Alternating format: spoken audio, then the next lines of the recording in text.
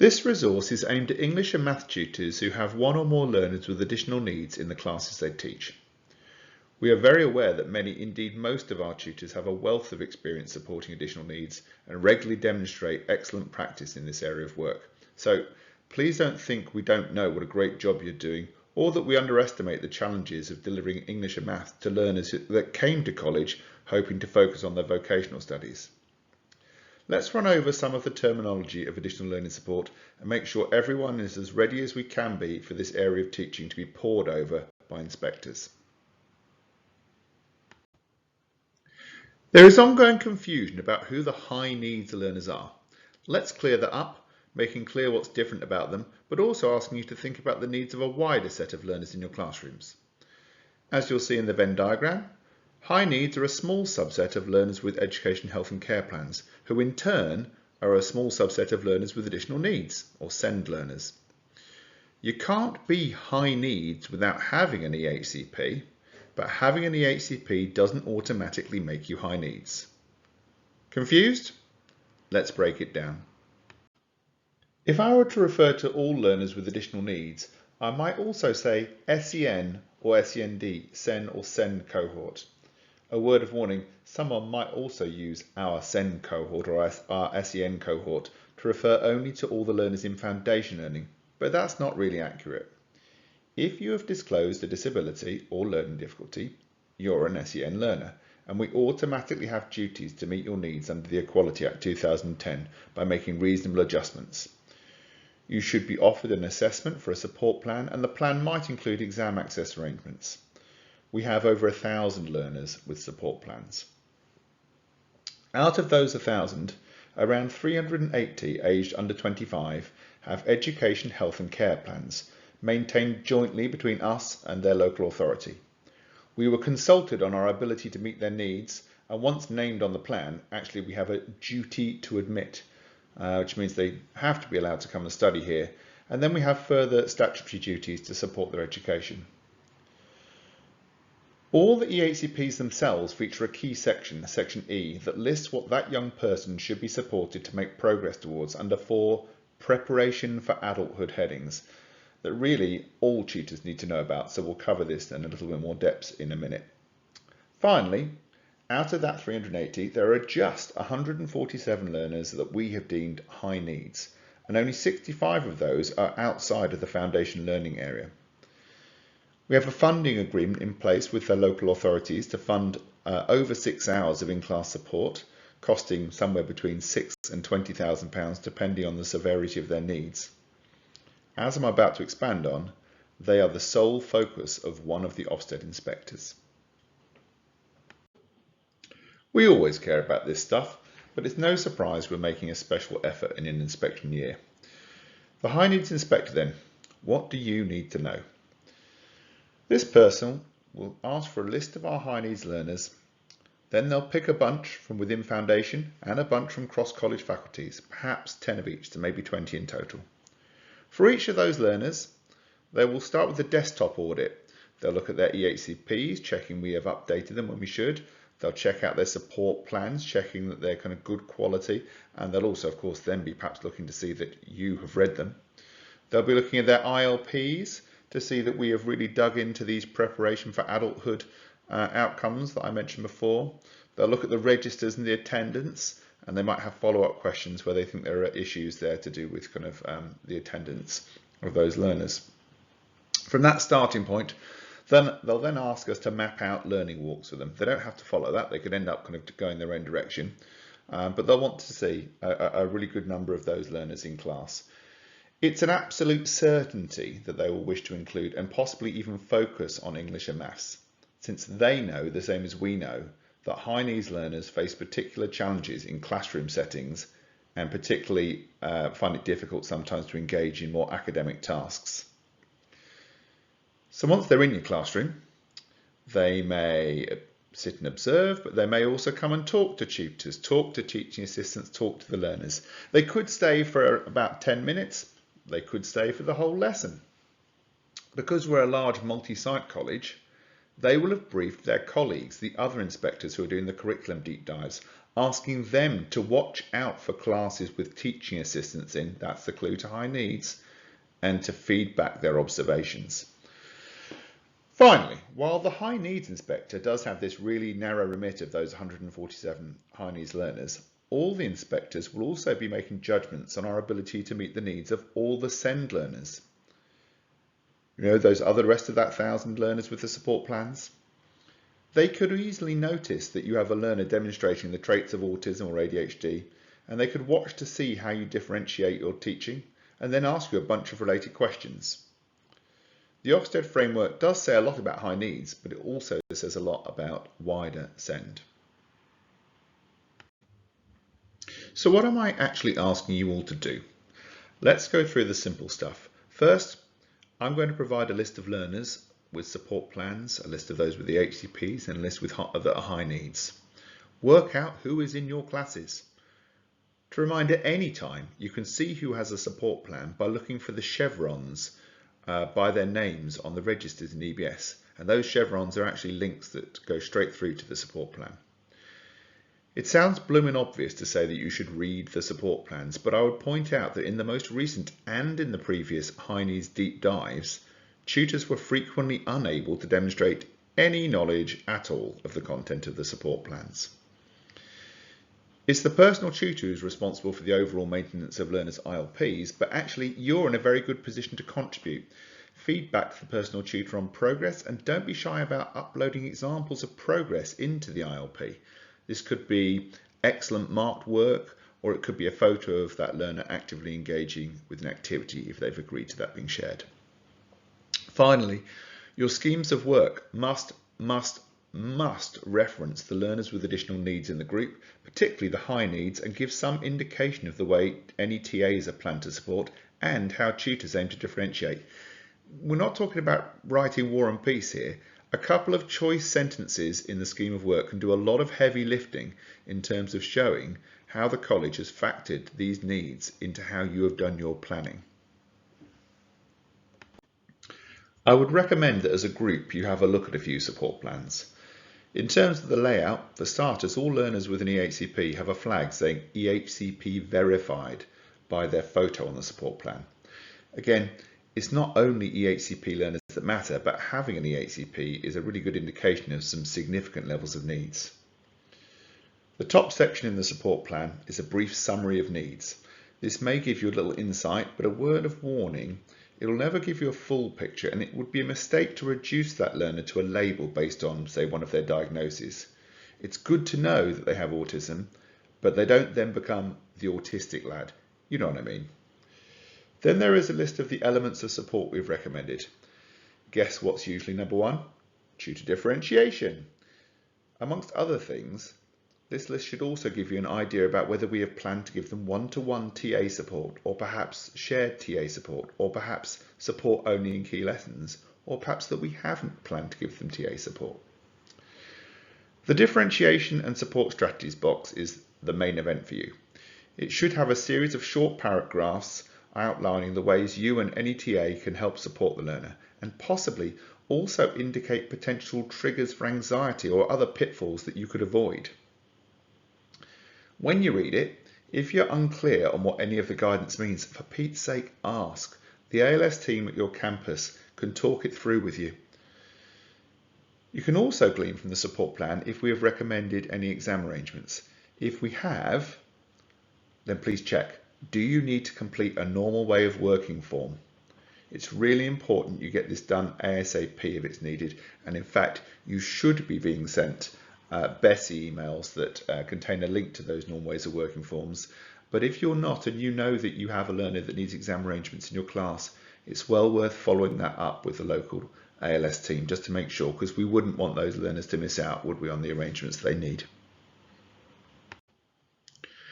I've gone through the preparation for adulthood concept within EHCPs repeatedly with personal tutors, and by now, at least for those 147 high needs learners, they should have had these translated into appropriate SMART targets in their ILPs. So why do you need to know?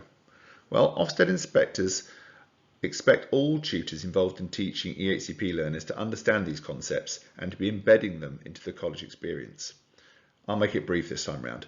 We're not just supposed to get them through their exams or even to leave here with a well-written CV and a careers plan. That's all important, but it's all covered by just one of those headings, the learning and employment. We're also supposed to get them ready to live independently, towards independence, ready to manage money, ready to take responsibility for themselves, understanding that a good diet isn't just an energy drink and a bag of chips.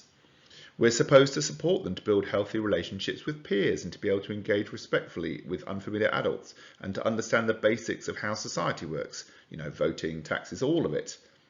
That's the friendships and community. If that weren't enough, what does keeping healthy mean? Well, we're supposed to support them to maintain their physical, sexual and mental health. It's a lot.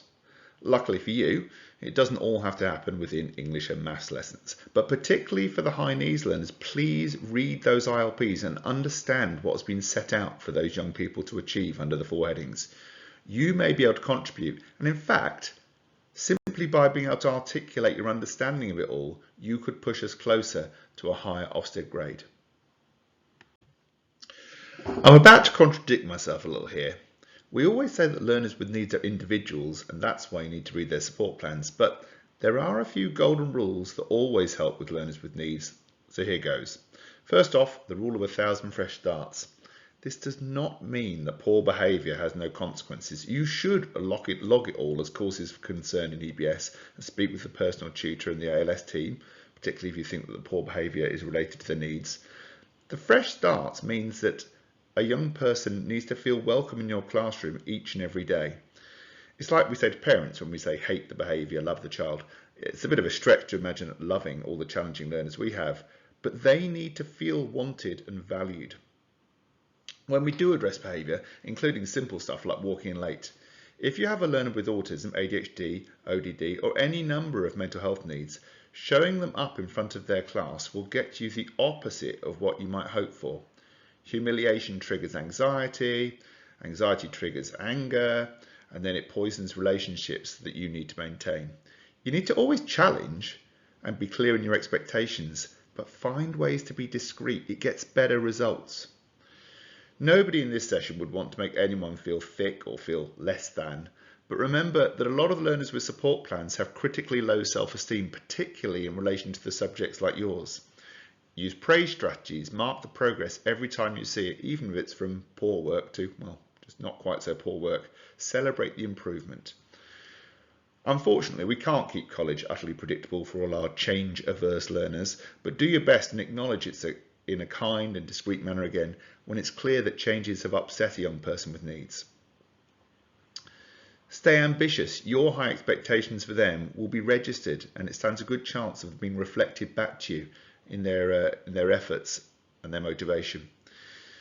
It would be tempting to celebrate when some learners don't come to class, but as you know, we have a critical problem with attendance in English and Maths, and the learners with additional needs are extremely vulnerable, risking losing that habit, the habit of coming to college as a whole. Please liaise with personal tutors and again with the ALS team. There could be things going on that we need to support. Many learners with additional needs live in fear of being zinged in class and put on the spot. Ask them, are they happy to be questioned in front of the group? If not, how else can we do assessment for learning? Can we use, for example, mini whiteboards for your formative assessment? For example, if they never answer questions because they're fearful about speaking out, how would you actually know about their progress? You need to think of those ways that they can contribute and show their learning. Many learners have sensory needs. Read the support plan, of course, and again, ask if you're unsure with the learner. They should be able to explain what they kind of need in terms of their environment. Are they happy with the lighting? Are they sat in the right place in the classroom? Can we change the environment to facilitate the learning? Finally, I know it's tempting to be a hilarious teacher who's the source of endless wit, but be mindful that for some learners, irony, sarcasm, those slightly odd idioms, they're literally a foreign language. So, if you're going to say some of those kind of things, fair enough, but also make sure you include literal, clear, literal instructions about your expectations and the work that you set. Let's imagine that you are fortunate enough to have a teaching assistant in class. Well, it's a great way to support learners, but it does bring an additional burden at inspection because the inspectors will have all sorts of ideas about how you should utilise a teaching assistant. I've already hopefully laid it on thick that in-class support needs to be referenced in your scheme of work. Well, the TA needs a copy of that scheme of work. If it's not been shared recently, please do so now. At the start of the lesson, please make a show of pointedly talking to the teaching assistant, reminding of the lesson objectives, giving any brief guidance on how you expect them to support the learning activities. This can be super quick, but it is important. During the lesson, ongoing contact with the teaching assistant. Notice if the assigned learner or learners appear on task and that the TA appears to be at a loose end, and discreetly direct them to other learners that could benefit from input. You can direct the TA, but what we'd want to show to the inspector is an established professional relationship based on mutual respect, so your interactions are warm, courteous, and remain student focused. Inspectors will notice if it looks like you have devolved all responsibility for the supported learners to that teaching assistant. You still need to check in with those learners. You still need to differentiate for those learners. They are still your learners. I've already suggested that a TA shouldn't just sit there like a lemon doing nothing if their learner's on task, but equally the opposite is also true. You can't use them as just general classroom support, for example, to go and make whole class resources or to take half the class to the LRC.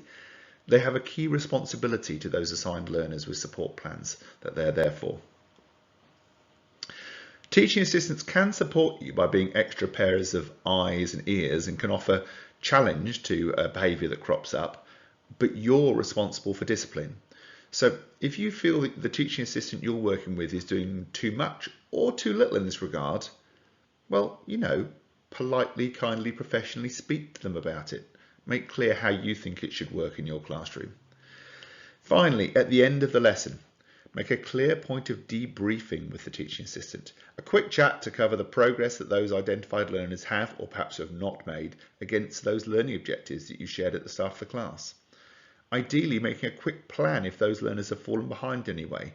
Perhaps it's the case they can be given some extra resources to review at home, or perhaps it's the case that you can make a big point of covering that particular area in your next lesson's catch-up at the beginning. I imagine a good number of you without a teaching assistant in class are sat there thinking that having a burden of an assigned TA is the kind of problem that you dearly wished you had. Let's acknowledge it openly. We don't have as many teaching assistants as we would like, and we do not support as many English and maths classes with teaching assistants as could benefit from having one. Why then is this the case? Well, for statutory and funding reasons, we have to prioritise those 147 high needs learners. And if you don't have one of those 147 in your class, well, that straight away reduces your chances of having a teaching assistant allocated. It's also worth noting that there's a national shortage of teaching assistants, and actually we struggle to maintain our numbers. So things you can do. Well, you can check the support plan. Does it state anything about teaching assistant support in that second box? If so, well, you have a really good starting place for a chat with your student engagement assistant director at your campus. They are unable to pull rabbits out of hats. They're also unable to magic teaching assistants out of nowhere, but they can listen to your concerns, and it may well influence how they prioritise the allocation of our TA resource or how they allocate any new teaching assistants that come into employment. What if there isn't a support plan? You know that learner's got needs. It's obvious in the way they behave. Plus they've told you that they've got diagnosis for this and a diagnosis for that, and they had support at school and this, that and the other. Well, then you need to use the referral button on the learner details page in EBS On Track. It then asks about 3 questions, quite meaty questions. Answer them fully and we will definitely assess. One-word answers won't cut it. So how are you supposed to cope in the meantime if you're hoping and waiting on being allocated a teaching assistant that you feel would really be of benefit? Well, I won't lie and say it's easy. Read the support plan, speak to perhaps your TLC quality lead for your area, speak to the ALS team, experiment with the strategies in the support plan. If there are particular imbalances between groups that lead one group to having a tricky combination of learners with needs, speak to your manager. There might be margin to adjust the groups. Lastly then, trust me, we are doing everything we can to get more teaching assistants, to include using a much wider array of different agencies than we've previously used, to also recruiting alumni from our own STLS TA courses, and we're taking on graduates who are doing a placement year before going into teaching, we really are kind of trying everything we can. So just to wrap it up, I know I've gone on at quite some length, but you can imagine in the additional learning support team, we're really passionate about all this stuff, and we know from our long experience of working with you kind of in English and Maths, just how excellent many of you are at working with learners with additional needs, but we need to pull it together and we need to be able to demonstrate that for inspection. So we need to do at least as well as we do every year, plus we need to show it and make it obvious. So I hope these kind of tips and hints have been of help. Thank you.